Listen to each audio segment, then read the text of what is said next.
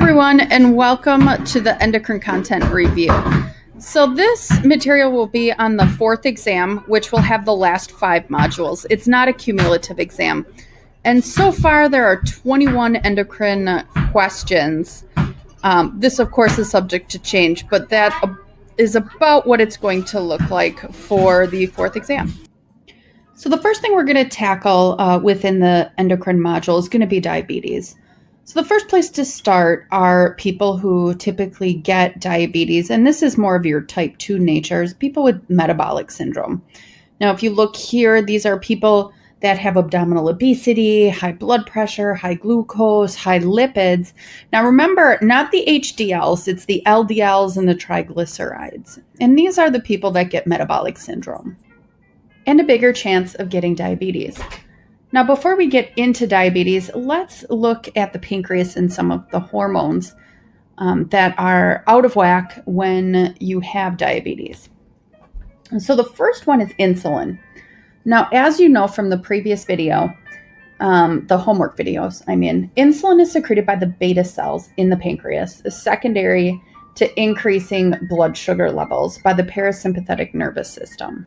Now, as you remember, the parasympathetic nervous system is your rest and digest system. So insulin is secreted when there's high glucose levels, high amino acid levels, or high GI hormone levels, and stops if the blood sugar level gets low, if there's increased insulin levels in the blood, with sympathetic nervous system stimulation, as well as prostaglandins.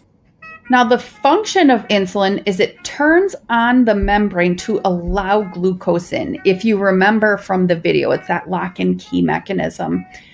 And this is one area that gets affected by diabetes mellitus too, because your receptors aren't able to use the insulin as it once was able to for whatever reason. Now, glucagon, on the other hand, is secreted by the alpha cells of the pancreas, and it's an antagonist, meaning it works against insulin and works to increase the blood sugar levels if your blood glucose is too low for whatever reason, fasting, exercise, hypoglycemia. And what glucagon does is it stimulates gluconeogenesis in the liver, kidneys, and locally within the musculoskeletal system. So glucagon ultimately stimulates that gluconeogenesis, increasing the blood glucose levels, which another form, or glucagon also can increase lipolysis, which is fat breakdown. Now, if you remember, the body at this point is just trying to get glucose no matter how it does. And it's also surmised that impaired glucagon secretion is also a component of diabetes. 2. Now, switching gears, diabetes 1, as you guys remember from those videos, is a problem with the secretion of insulin because the pancreas is just not functioning how it should for whatever reason, whether an autoimmune process killed those cells, whether they just have been destroyed or, let's say, removed after you've had, an extensive Whipple procedure. And diabetes 2 is a problem with the insulin being recepted at the cellular level, allowing glucose to get into those cells. So 1 is a problem with insulin being secreted from the actual beta cells, and 2 is a problem with the receptor allowing it to be absorbed into, or for the cells to have the glucose enter them to get energy. Both mechanisms of diabetes in 1 and 2 will create increased glucose in the blood, called hyperglycemia. 1, because the insulin isn't there to have it go into the cells. The other one, it can't get into the cells because that lock and key mechanism has been disrupted. And so hyperglycemia symptoms are listed above and include symptoms consistent with dehydration. Basically, what is happening is that glucose is increased and the body is trying to get the glucose levels down. There will be diuresis because of osmosis, that water being pulled into the vasculature because of the the high osmotic gradient. And that's when you get that polyuria, where you're just peeing out a ton of fluid, which leads you to be dry because you're peeing out all your fluid. So you're going to have that thirst because your body's mechanisms, as we've all studied, is trying to replenish that fluid. You'll have headaches and weakness because of that dryness. And you'll have, and that dryness is in the cellular level because intracellularly, you're giving away that fluid due to that osmosis. So here are your symptoms of diabetes. You're going to be hungry because your cells aren't getting the glucose they need. You're going to want to eat to get that energy in there. You're going to be dry because that osmotic gradient is forcing you to diurese your fluid out. You're going to polyuria, or there's going to be sugar in your urine. Some of these other things are because of DKA and HHS. Now, DKA is primarily with diabetes 1, and HHS is more of a diabetes 2, but there is a lot of blurred line, and people with diabetes 2 can have DKA, and people with diabetes 1 can have HHS. I know it's typically one or the other, and with 1 or 2, but really there is a lot of gray area here. So the hallmark symptoms of diabetic ketoacidosis is the cells aren't getting what they need because the insulin can't bring into the glucose into the cells. So your body starts to break down your fats, that's lipo fat, and your muscle cells to get energy. And when you break those down, you get ketone bodies. Now, ketone bodies increase the acid level in your blood. And that's what's called ketoacidosis, the diabetic ketoacidosis. So the defining characteristics, and that those ketone bodies give off that fruity smell, that acetone, that fruity smell that you smell. If you do an ABG, your pH of your blood will be acidotic. So those are the main components in diabetic ketoacidosis.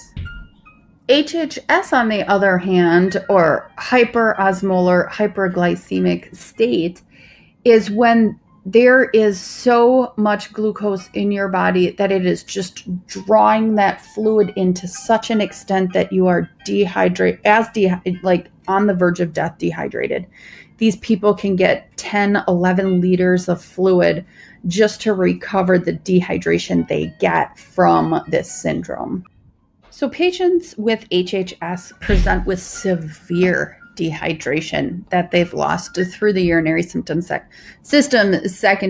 to their that osmotic diuresis that we talked about before. And they present with profound depleted intravascular volume. They are very dehydrated. They are hypotensive. They are bradycardic.